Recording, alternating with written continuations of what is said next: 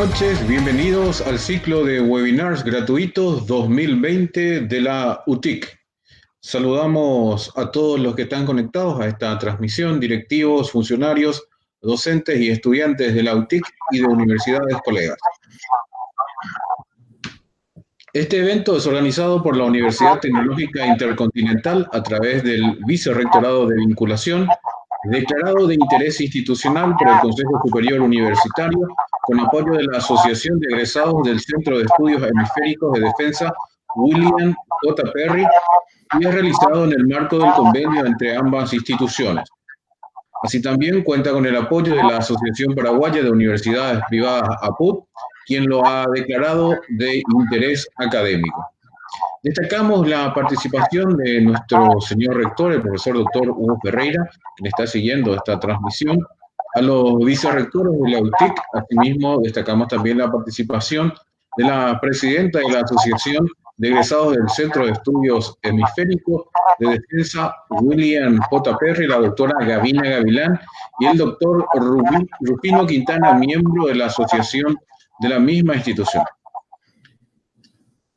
Este evento tiene como objetivo fortalecer las funciones sustantivas de la internacionalización, la responsabilidad social, entre otros, con el fin de intercambiar ideas, experiencias y conocimientos de manera a estimular la capacitación y la actualización permanente de todos los miembros de la comunidad educativa local e internacional. En esta ocasión del ciclo de webinars de la UTIC se desarrollará la ponencia Liderazgo Docente en Tiempos de Crisis, a cargo del doctor David Spencer desde la ciudad de Washington, de Estados Unidos, a quien presentamos a continuación. El doctor David Spencer es profesor asociado del Centro William J. Perry de 2014 a 2017. Fue detallado como el oficial de escritorio de Colombia, Sudamérica, en la oficina del secretario de Defensa Antinarcótico y Amenazas Globales. También se desempeñó desde 2011 hasta 2012 como director de políticas de Colombia en la oficina del secretario de Defensa de Asuntos del Hemisferio Occidental.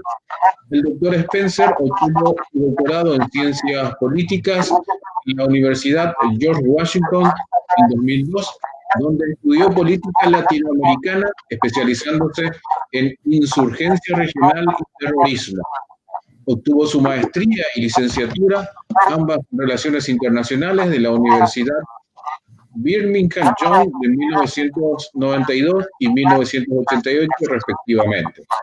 Antes de aceptar su puesto actual en el Centro Perry, el doctor Spencer fue director de lucha contra el terrorismo. En este puesto apoyó varios proyectos. Durante los últimos 15 años ha trabajado en una variedad de puestos de apoyo del Plan Colombia. Pasó 5 años en El Salvador como consultor del Ministerio de Defensa durante la reciente guerra civil. El doctor Spencer ha trabajado para varios grupos de expertos y firmas consultoras como el Centro de Análisis Navales, la Corporación Internacional de Aplicaciones Científicas. El doctor Spencer se crió en América Latina y vive en Chile, Costa Rica, Colombia, Venezuela y Guatemala. Sirvió en el Ejército de los Estados Unidos y la Guardia Nacional como soldado de infantería, alcanzó el rango de sargento y fue movilizado para la Primera Guerra del Golfo de 1990 a 1991. En junio de 2011 publicó el estudio El camino hacia la recuperación de Colombia, seguridad y gobernanza 1982-2010. Fue galardonado con la medalla al servicio público excepcional en 2013. Es un aficionado a la historia militar y a la arqueología. Doctor David Spencer, desde Washington, D.C., Estados Unidos. Muy buenas noches. Adelante con la conferencia.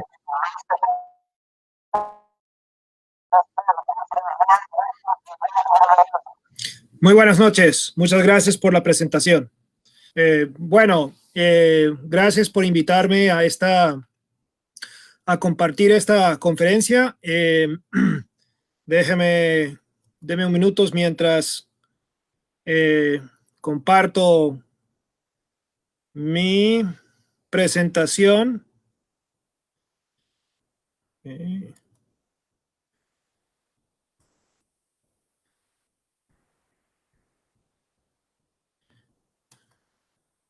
Ah. Estoy teniendo algunos problemas aquí para encontrar la presentación. Yo sé que está, pero Lo guardamos, doctor, está sin como es. problema, por favor. Ok. No sé por qué no está, no aparece en la opción de.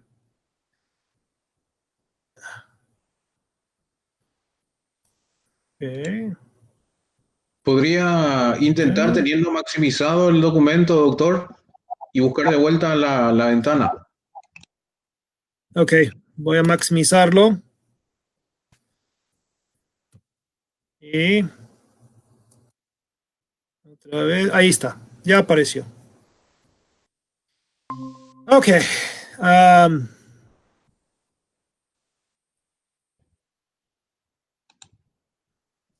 Excelente, ya estamos bueno, visualizando el documento. ok, bueno, perdóname. Bueno, yo soy de la vieja escuela y tengo problemas con la tecnología todavía. Se me pidió hablar de este tema del liderazgo docente en tiempos de crisis.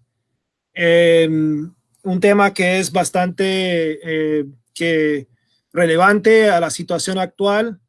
Pero yo lo voy a presentar en términos más generales, porque hay unas cosas importantes que hablar. Yo creo que lo primero que hay que hacer es definir cuáles son los roles principales de la docencia, y creo que hay tres que básicamente se complementan, ¿no? Que todos los docentes hacemos. Primero es investigar. Para ser docente uno tiene que tener un conocimiento, tiene que ser experto en un tema, y eso requiere la investigación. Y uno investiga precisamente para transmitir esta información a través de la enseñanza, y luego asesorar a quienes necesitan saber de este tema en particular. Y puede ser cualquier tema, y hay un sinfín de temas que los docentes investigan y comparten y desarrollan expertise sobre las mismas. O sea, básicamente, en el fondo, lo que hace la docencia es la adquisición, análisis y transmisión de información, ¿no? Y como parte de este ciclo continuo que hacen los docentes, hay, hay dos cosas residuales que resultan de este esfuerzo. Y el primero es relaciones de confianza con los mejores estudiantes, ¿no? O sea, siempre hay acólitos de los profesores que se inspiran por ellos, que se interesan en los temas, que llegan a tener relaciones de confianza con los profesores o los docentes. Y lo otro que hace los profesores es establecer entre ellos y sus alumnos las comunidades de práctica. Y esto es importante, y más tarde le voy a indicar con más detalles por qué esto es tan importante en el tema del liderazgo. Bueno, muchos de estos estudiantes no terminan siendo docentes ellos mismos, sino que van y empiezan a trabajar en empresas o en gobiernos o en otras cosas. Y particularmente en el Centro Perry, casi la mayoría de nuestros alumnos, de nuestros egresados, terminan trabajando en diferentes instituciones oficiales, ¿no? Y las instituciones y la institucionalidad en las democracias tienen un rol muy importante, que es la implementación de la burocracia, y la burocracia muchas veces se usa en un sentido negativo, pero la burocracia tiene un rol muy importante, que es que establecen procesos constantes para lidiar con problemas normales o anticipadas. O sea, establece procesos a través de la cual se puede solucionar problemas. Eso básicamente es. Entonces, Aquí este segundo párrafo lo hice medio bromeando, pero básicamente una burocracia lo que hace es que si uno tiene ciertos problemas aquí, W, X o Y, uno tiene que ir a la oficina A, llenar el formulario B1, B2 o B3, dependiendo si es W, X o Y, llevarlo al formulario a la oficina D, donde recibirá el timbre E, autenticando la petición, y luego vaya a la oficina F, donde recibirá la firma G, que autorizará a la oficina H implementar la solución Z, ¿no? Eso es como un proceso burocrático un poco exagerado, pero todos nosotros hemos pasado estos procesos. Pero la idea es que cada vez que uno tenga el problema W, X o Y, ¿no? Puede seguir este proceso y resolver ese problema. O sea, ese es el punto central de la burocracia, ¿no? Y las burocracias funcionan una maravilla cuando los problemas son W, X o Y. Las burocracias garantizan la constancia, el orden y la normalidad, ¿no? O sea, y eso es muy importante para la vida normal de las personas. Muchas personas se quejan, pero la verdad es que sin las burocracias habría caos y conflicto que nadie quiere. Ok. Y les pongo el ejemplo. A nadie le gustan los semáforos, ¿no? A nadie le gusta parar en rojo, pero uno tiene que preguntarse cómo sería la vida sin ellas, ¿no? ¿Cómo sería el tráfico sin los semáforos? Bueno, algunos de pronto piensan que sería una maravilla, pero la verdad es que sería un gran caos y habría muchos más accidentes de los que hay actualmente. Entonces, las burocracias y los procesos institucionales, que son básicamente lo que hacen las burocracias, son importantes para el funcionamiento normal de la sociedad en la resolución de sus necesidades o problemas. ¿Ok? Pero ¿qué pasa cuando uno llega con el problema R y no W, X o Y? ¿Ok? Las burocracias no saben qué hacer. Y una de las cosas que es importante es que depende de la distancia o la diferencia que hay entre el problema R y los problemas W, X y Y. Si no es tan diferente, la burocracia va a intentar aplicar el proceso normal al problema R, creando una solución, lo que se llama subóptima. Subóptima significa que si uno llega a una solución, no es la mejor solución, pero por lo menos resuelve más o menos el problema. Y hay una teoría que las burocracias tratan de implementar soluciones hasta el punto en que ya esa solución subóptima no tiene nada que ver con el problema original, ¿no? Y aunque la ineficiencia sea grande, mientras hay una solución semisatisfactoria, las burocracias seguirán, aplicando ese proceso a cualquier problema que les viene, porque si hay una cosa que no les gusta para nada a las burocracias es cambiar, ¿no? Es hacer algo fuera de lo normal. El problema es que aunque las burocracias pueden ser muy importantes, son bastante inflexibles. Y si la distancia entre el problema R y los problemas W, X y Y es muy grande, puede ocurrir una crisis. O sea, ya la burocracia no puede solucionar ese problema, ocurre una crisis, y si no se logra desarrollar un proceso satisfactorio, de pronto un nuevo proceso o modificar los procesos W, X y Y para ¿cómo se llama? Acomodar el problema R, la burocracia está en peligro del colapso. Y uno dice, bueno, ¿y eso qué tiene que ver con la crisis? Pues eso es exactamente lo que pasa en las crisis. O sea, miramos, por ejemplo, el COVID-19. Tenemos unos procedimientos normales para llegar al hospital, unas enfermedades anticipadas, unos tratamientos anticipados para esas enfermedades, pero cuando llega una enfermedad nueva para el cual no tenemos conocimiento, no sabemos los procesos y no tenemos a ciencia cierta las soluciones, pues ocurre el colapso de los sistemas, ¿cómo se llama?, de salud. Y eso es lo que ha pasado en muchos países tratando de lidiar con el COVID-19. Muchos de ellos ya eran precarios y los que eran precarios, pues, no han podido ampliarse para acomodar la nueva enfermedad y ha sobrepasado sus capacidades. Otros países donde el sistema de salud era más robusto han podido adaptarse mejor. Entonces, las burocracias, cuando no tienen los procedimientos para solucionar los problemas, entran en colapso. Entonces las sociedades reaccionan, ¿no? Tratando de buscar una solución a esa crisis.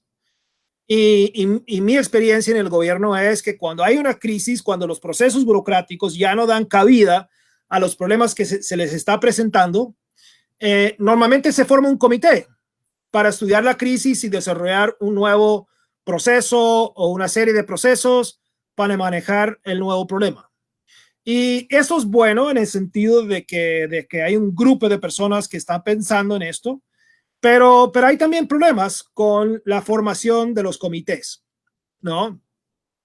En casi todos los gobiernos, las instituciones son apenas suficientemente grandes para desarrollar los problemas y no son tan expertos en los temas a tratar. O sea, mi experiencia es que siempre hay menos presupuesto y menos personal que lo necesario para tratar el tema, así que una cosa adicional hace entrar más o menos en crisis a esa burocracia y uno cuando trabaja ahí apenas tiene tiempo para hacer lo mínimo para sobrevivir y no tratar temas especiales y por eso las burocracias son tan inflexibles, porque la verdad es que apenas tienen tiempo y recursos para solucionar los problemas que ya existen. Y eso hace que son expertos en los procesos, pero no son expertos en los temas. Entonces, cuando se forma un comité de un montón de funcionarios burocráticos, y yo he sido uno de ellos, las soluciones, en vez de ser las soluciones óptimas, las mejores soluciones, tienden a ser el mínimo acuerdo en común. O sea, pueden haber representantes de diferentes ministerios, todos tienen intereses diferentes, todos tienen opiniones diferentes. Entonces, en vez de buscar la mejor solución que puede favorecer un ministerio o otro ministerio o una empresa o otra empresa o una manera de hacer las cosas, tratan de buscar una solución que satisface a todo el mundo y eso siempre es el mínimo acuerdo en común, no lo máximo, sino lo mínimo. Entonces, para que no se ofende tal, se incluye esto, para que no se ofende el otro, se incluye esto, para no favorecer demasiado a uno, se excluye tal cosa. Entonces, las soluciones, aunque satisfactorias en el sentido político, no son las más eficientes.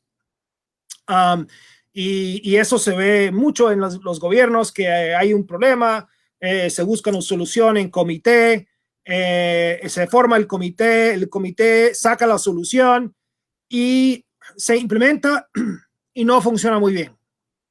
Entonces, hay fases de la toma y la implementación de decisiones para llegar a una solución suficientemente satisfactoria y suficientemente eficiente para lidiar con el nuevo problema, ¿no?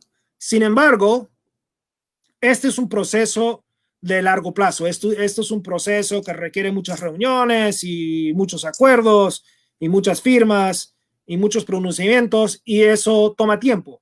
Y cuando hay una crisis como el de COVID-19, no hay tiempo para seguir un proceso normal de toma de decisiones en comités y pasar por las fases para llegar a una solución final. En el caso del COVID-19, o sea, hay vidas de por medio. Hay gente que va a morir si no se toman las decisiones correctas que no importan quién se ofende, quién no se ofende, o sea, que van más allá de las necesidades de los representantes de los comités. Y es ahí cuando se buscan a los docentes, ¿no? Que, o sea, dicen, bueno, yo no tengo capacidad de resolver esto, yo necesito alguien de mayor peso que conoce estos temas, entonces voy a buscar a alguien de fuera. Y a quienes buscan, ¿no? ¿Cómo se identifica a los docentes que hay que buscar para resolver el problema? Por un lado, por sus publicaciones o reputación. O sea, básicamente el tema de las publicaciones aumenta la reputación de los diferentes docentes. Y pongo aquí, por ejemplo, y perdona, no estoy haciendo propaganda, pero estos son 4 de mis publicaciones que yo he hecho por mi trabajo, ¿no? Y tengo reputación por estos trabajos que ustedes ven aquí. Y aquí entra lo que dije al principio, las relaciones de confianza, ¿no? El otro día a mí me llamaron a un país y me llamaron a ese país porque el funcionario que tenía que solucionar un problema dijo, yo conozco al doctor Spencer, él ha escrito sobre tal tema, yo soy amigo de él, lo voy a llamar para venir y trabajar conmigo para solucionar este problema. Y él me llamó y fui a ese país y hablé con esa persona y pude consultar por varias semanas de cómo resolver el problema que ellos estaban enfrentando.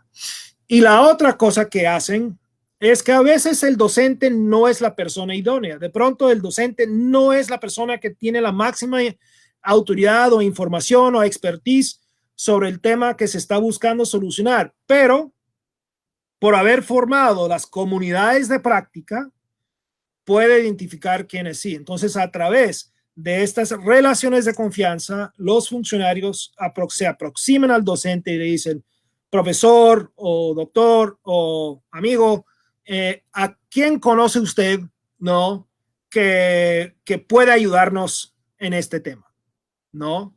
Y la verdad es que yo recibo llamadas todos los días. De hecho, unos minutos antes de entrar en esta conferencia, alguien me llamó pidiéndome exactamente eso. ¿A quién conoce usted por su comunidad de práctica que nos puede ayudar en este tema? Yo sé que usted no es la persona idónea o que usted no puede, pero de pronto conoce a alguien que sí. Pude identificar a alguien y orientarlos hacia esa persona para solucionar esa situación. Ok, ¿cuál es la ventaja de los docentes? La ventaja de los docentes sobre los funcionarios es que un docente tiene el tiempo y la obligación por su vocación de hacerse especialista o experto en su tema de estudio, ¿no? Cosa que es un lujo para un funcionario. Como ya dije, los funcionarios muchas veces apenas tienen tiempo para cumplir el trabajo que les llega. O sea, las peticiones, las políticas, las decisiones, la implementación. Cuando yo era funcionario en el Pentágono, llegaba a las 7 de la mañana, me iba a las 9 de la noche y apenas tenía tiempo de llegar a mi casa, comer y dormir. O sea, la verdad es que no tenía tiempo para las cosas que yo hacía como docente. Y de hecho, durante más o menos los 5 años que yo fui funcionario en el Pentágono, me hacía mucha falta mis estudios, ¿no? Yo iba en el metro, solamente el metro es un tren que llega al Pentágono y yo me iba en tren y no en carro precisamente para poder leer. Era el único tiempo que yo tenía para leer y más o menos sentirme como docente o investigador. Otra ventaja que tienen los docentes es que es externo, ¿no? Normalmente no son funcionarios del gobierno y por lo tanto no tienen lealtades políticas con los jefes políticos de una institución. No tienen ninguna lealtad hacia los miembros de la comité, los intereses del comité. O sea, su lealtad es hacia su conocimiento o expertise, ¿no? Y eso hace que el docente puede encontrar soluciones que no tienen nada que ver con los intereses políticos del comité. hay una cosa que es importante señalar, que ningún docente es objetivo.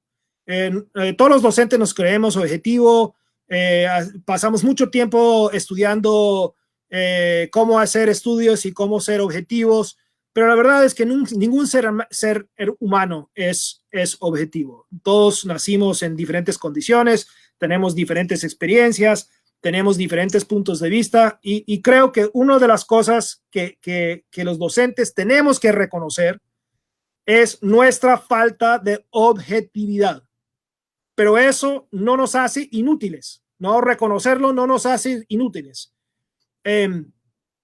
Pero lo que sí es importante es nuestra independencia. O sea, si yo reconozco mi falta de objetividad, por lo menos lo puedo marcar. Puedo decir, yo no soy objetivo, pero es por estas razones y ustedes lo pueden tomar en cuenta para la toma de sus decisiones, pero mi gran ventaja es que yo soy independiente de lo que de ustedes. No tengo los mismos límites, no tengo, nadie me va a castigar si yo digo una cosa que no le gusta al jefe, pero no, y eso me da cierta independencia. Y eso significa, como uno es independiente, que puede comunicar las malas noticias. Yo trabajaba hace varios años en una empresa de consultoría de la Armada y se jactaban de que ellos podían comunicar las malas noticias a la Armada. Y eso siempre me llamó la atención. Pero es precisamente eso. O sea, nosotros podríamos, aunque no éramos objetivos, podríamos evaluar algo y dar las malas noticias sin sufrir consecuencias de un almirante bravo o un general que no le gustaba las conclusiones a las cuales nosotros llegamos.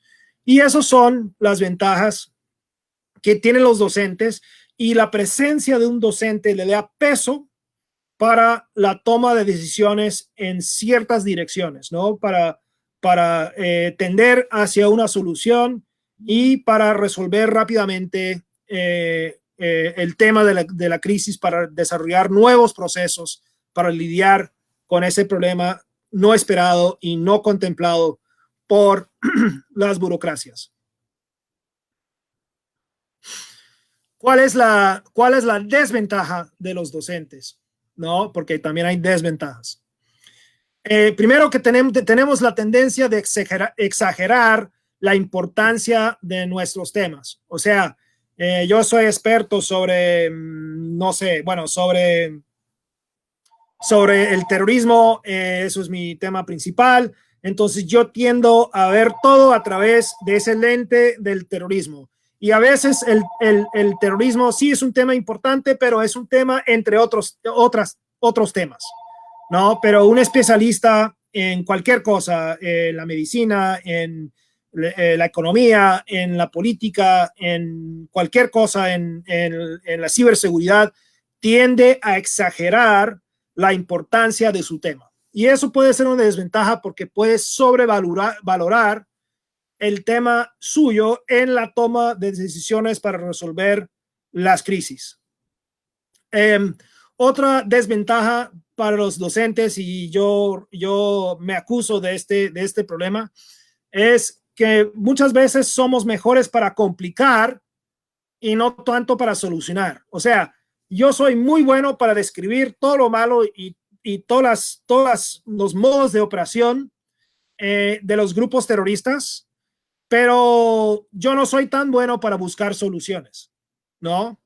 Entonces, una tendencia, y así es con en muchos temas, que llegamos, participamos en el comité, hacemos trastes a todas las ideas que todo el mundo tiene, pero no tenemos ninguna solución para ofrecer. Y la presencia de un docente puede complicar más la toma de la decisión para resolver la crisis y no tanto encontrar una solución. Cuando yo estaba en el gobierno y nosotros traíamos expertos de diferentes temas, precisamente por este expertise muy estrecho en su tema y por sobreevaluar, muchas veces no tomaban en cuenta que hay otros factores, ¿no? que son importantes. ¿no? El factor político. O sea, a veces hay decisiones que son idóneas en el sentido práctico, idóneas en el sentido que si adoptamos esa solución, esa medida nos va a solucionar el problema. Sin embargo, hay factores políticos que a veces pesan más, ¿no? A veces, si tomamos una decisión, vamos a perder ciertos públicos o apoyos de otros lados, y a veces, a pesar de que la solución no sea idónea, es más importante el factor político que ser más eficiente.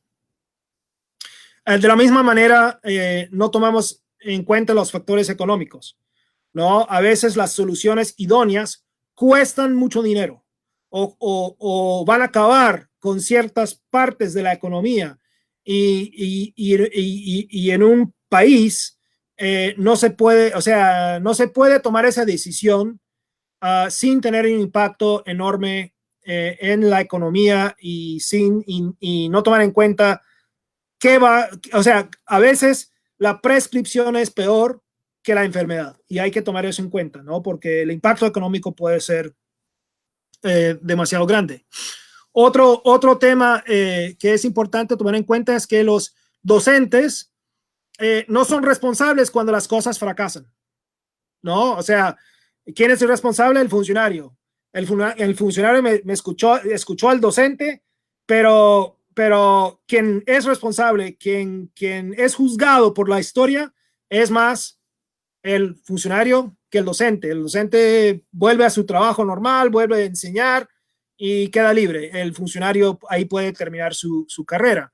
Y lo otro es que a veces los docentes, cuando las cosas van bien, toman crédito y realmente los responsables para el resultado positivo no son tanto los docentes, aunque ellos sí tuvieron las ideas, pero son los funcionarios. Entonces, eso es un irritante constante con los docentes, que tienden no son responsables, pero toman el crédito cuando las cosas van bien. Ok, en este orden de ideas tenemos el caso del doctor Fauci. El doctor Fauci es el asesor médico del presidente Trump sobre el tema de la pandemia.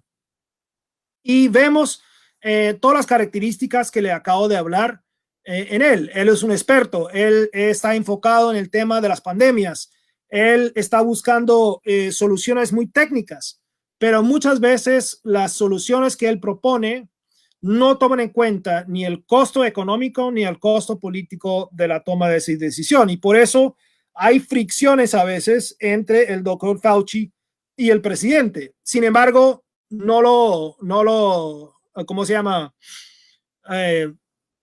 No lo echan del comité precisamente porque es el experto. O sea, ellos necesitan de su expertise para poder solucionar el problema de la pandemia. Sin embargo, por las razones antes mencionadas, hay fricción. Hay fricción entre él y el presidente por la falta de consideración de su parte de los factores políticos y los factores económicos de las decisiones que él toma o que él propone.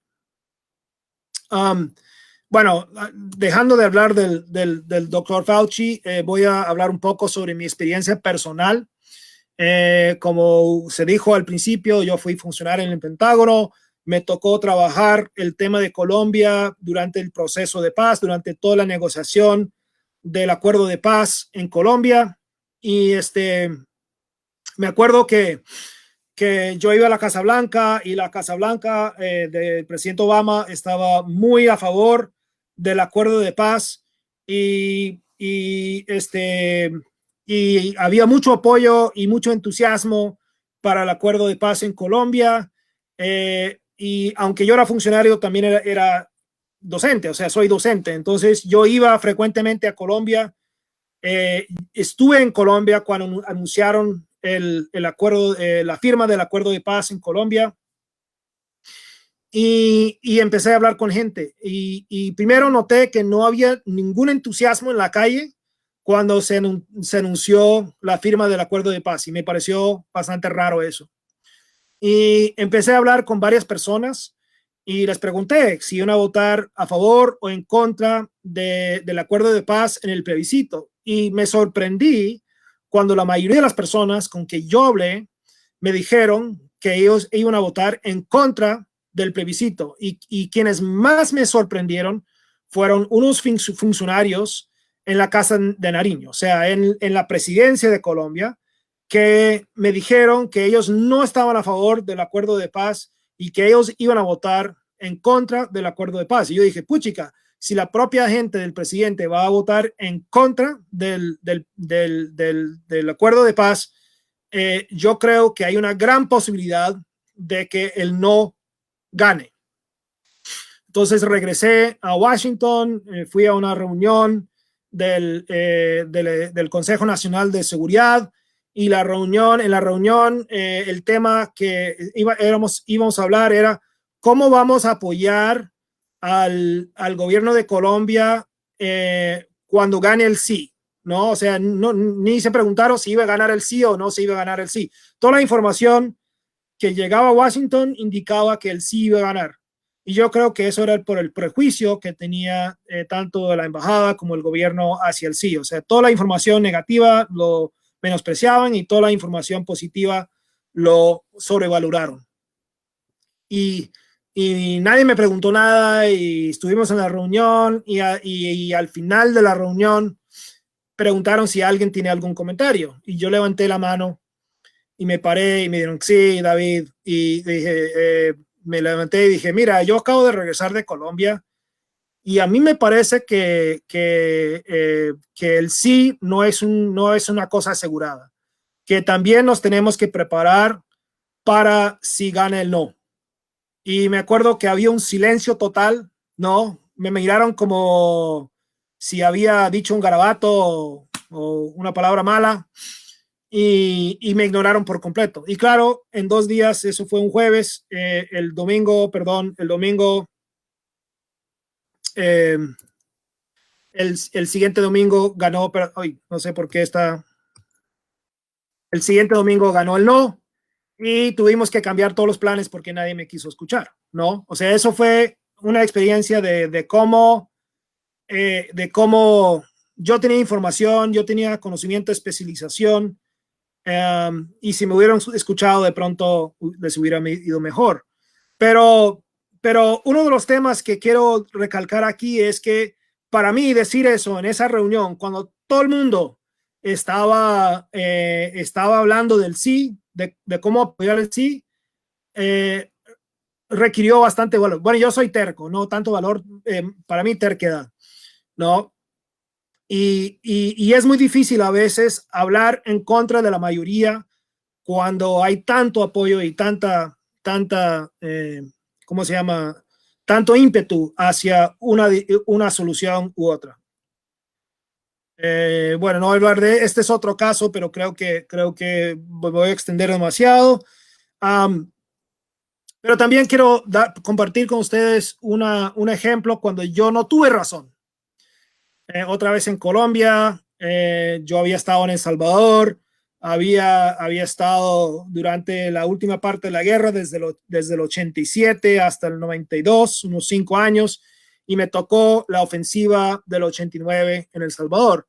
Y una de las cosas que me llevó a Colombia es que yo estudié mucho el FMLN, el grupo guerrillero que hizo la insurrección contra el gobierno salvadoreño en ese país. Y veía muchas similaridades entre el FMLN y las FARC. Entonces, yo fui a Colombia con la idea de estudiar, de hacer un estudio comparativo entre el FMLN y las FARC. Y vi muchas similaridades en los documentos, en sus tácticas, en su pensamiento, en sus formas de operar, en sus estrategias, etc. Y yo estaba convencido en el año 2002 de que si se acababa ¿cómo se llama? El gobierno había cedido un espacio que se llamaba la zona de distensión, que cuando se acabaría la zona de distensión, las FARC iban a lanzar una ofensiva urbana similar a la ofensiva del 89 en El Salvador, que fue una ofensiva urbana grande que causó muchos estragos y causó un impacto psicológico más que nada muy grande en el país. Y la verdad es que yo estaba muy obsesionado con eso y buscaba evidencias que apoyaban mi tesis. Y la verdad es que me descuidé y buscaba esas evidencias, pero no me tomaba en cuenta las evidencias que no apoyaban esa tesis. Entonces yo estaba trabajando con el gobierno de Estados Unidos y con el gobierno de Colombia. Les dije, mira, esto pasó en El Salvador, hubo una ofensiva en el año 89 y aquí hay muchas indicaciones de que algo similar puede ocurrir en Colombia. Y se acabó la zona de distensión y no ocurrió esa ofensiva. Entonces yo me quedé mal porque había asesorado distinto. Y yo me di cuenta que el problema es que yo me había obsesionado. Yo estaba tan enfocado en ese tema y quería tanto que eso fuera verdad que solamente tomaba en cuenta las evidencias que apoyaban mi tesis y no la gran cantidad de información que indicaban en contra. Entonces, a pesar de que yo he tenido mucho éxito en este tema, también he tenido fracasos y gracias a Dios no me escucharon. O sea que al final de cuentas no causó mucho daño porque no me escucharon. Ok, entonces hasta ahí mi presentación y ahora estoy dispuesto para las preguntas.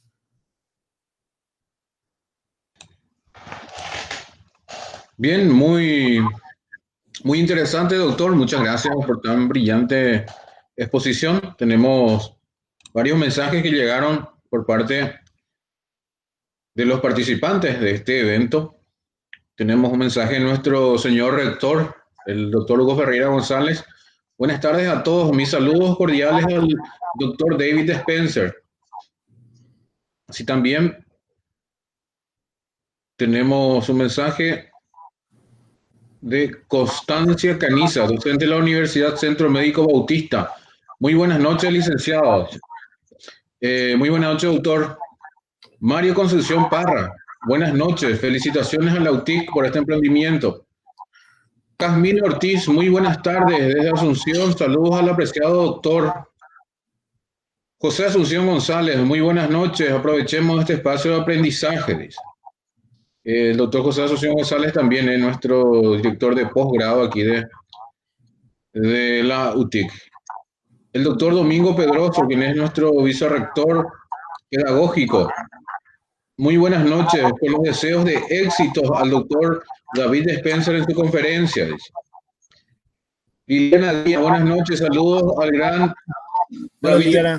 Siempre es grato escuchar al de la vieja escuela como él mismo lo define, pero con la experiencia más los conocimientos actualizados. Fabián Boyson, éxitos al doctor Spencer, un gusto poder saludarlo. Gualberto Caballero, buenas noches, un saludo desde Asunción. Dice también Gualberto, extrapolando el tema en nuestro país, ¿qué universidad creó un comité para estudiar y desarrollar la crisis para la toma de decisiones que beneficien a docentes y estudiantes? Dice una consulta de autor. No conozco una, al menos particularmente.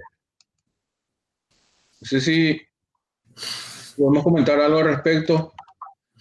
Bueno, mira, no estaba hablando de Paraguay, primero estaba hablando en términos generales y en términos de mi experiencia en el gobierno de Estados Unidos. O sea, lo normal es que cuando el gobierno quiere resolver un problema, forma un comité. No es necesariamente que estaba especificando un comité en particular que existe o en Estados Unidos o en Paraguay. Pero, por ejemplo, si quieren un ejemplo real, precisamente para resolver el tema del COVID-19, el gobierno de Estados Unidos ha formado un comité dentro de la cual el doctor Fauci es el médico principal que asesora en ese comité. Bien, muchas gracias, doctor. Hay otros mensajes. Ivone Antonia da Silva, desde Brasil, buenas noches. También Eleuteria López, desde Ñembucú. Bien, entonces agradecemos a todas las personas que se estuvieron comunicando con nosotros, participantes de esta conferencia, el doctor David Spencer y la Universidad Tecnológica Intercontinental. El doctor quiere hacer la entrega de un reconocimiento de manera virtual. Entonces vamos a compartir aquí en pantalla la imagen del certificado. Dice Universidad Tecnológica Intercontinental, certificado de agradecimiento otorgado al doctor David Spencer por su disertación en el webinar Liderazgo Docente en Tiempos de Crisis, organizado por la Vicerrectoría de Vinculación, llevado a cabo dentro del marco del ciclo de webinars gratuitos de la TIC 2020, el día viernes 24 de julio del corriente.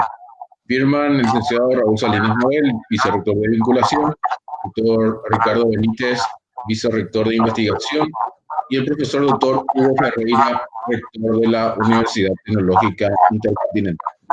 Entonces, doctor, nos tomamos entrega virtualmente de este certificado y le pedimos, antes de este encuentro, una última reflexión, un último mensaje que quisiera dar a todos nuestros participantes. Ya, bueno, una última reflexión. Bueno, si quiero dar un ejemplo particular, una cosa que es interesante de esta crisis del COVID-19 es que nosotros los docentes hemos estado, creo que muchos comparten conmigo esta experiencia, hemos estado más ocupados, casi más ocupados que antes de la crisis, ¿no? O sea, y una de las cosas que permitió que fuéramos tan activos es la ya existente tecnología de esas reuniones. Nosotros teníamos Blackboard Collaborate y teníamos Adobe Connect ya como parte de nuestro equipo en Washington. Aquí estamos haciendo, bueno, estamos haciendo a través de Facebook y a través de Google, que es Collaborate, no recuerdo exactamente cómo se dice. Son diferentes programas, pero esos programas ya existían y eso permitió que la docencia se transformara inmediatamente de las clases presenciales a las clases virtuales. Y por eso a la docencia se le ha dicho que han liderado este proceso de pasar de las reuniones en persona a las reuniones virtuales. Pero realmente lo importante señalar es que sin esa tecnología ya existente, esto no hubiera sido posible. Y acostumbra un poco, o sea, requiere un poco de tiempo para acostumbrarse, pero nos estamos acostumbrando. Y pues aquí estamos, ¿no? Yo hubiera querido estar en presencial en Paraguay, me encanta Paraguay. Tengo muchos amigos en Paraguay. Las churrasquerías son las mejores. Y no, entonces, pero hasta que puedo estar presencialmente, estoy contento de hacerlo de esta manera. Y entonces, muchas gracias por esta invitación. Espero que le haya servido lo que les he planteado. Y si quieren comunicarme y hacer más preguntas, pueden, autorizo que den mi correo electrónico y las personas pueden estar en contacto conmigo. Muchas gracias. Genial, doctor. ¿Podría decirnos ahí en el aire la dirección? Así la gente ya voy a ponerlo en el chat. Voy a ponerlo muy bien. Vamos a compartir entonces con los participantes, sin problema. Yeah. Bueno, bien, muchísimas gracias, doctor. Muy amable. Gracias por compartir con nosotros este espacio de aprendizaje. Y le deseamos éxitos y hasta muy pronto. Muchas gracias. Bueno, de nada, a ustedes.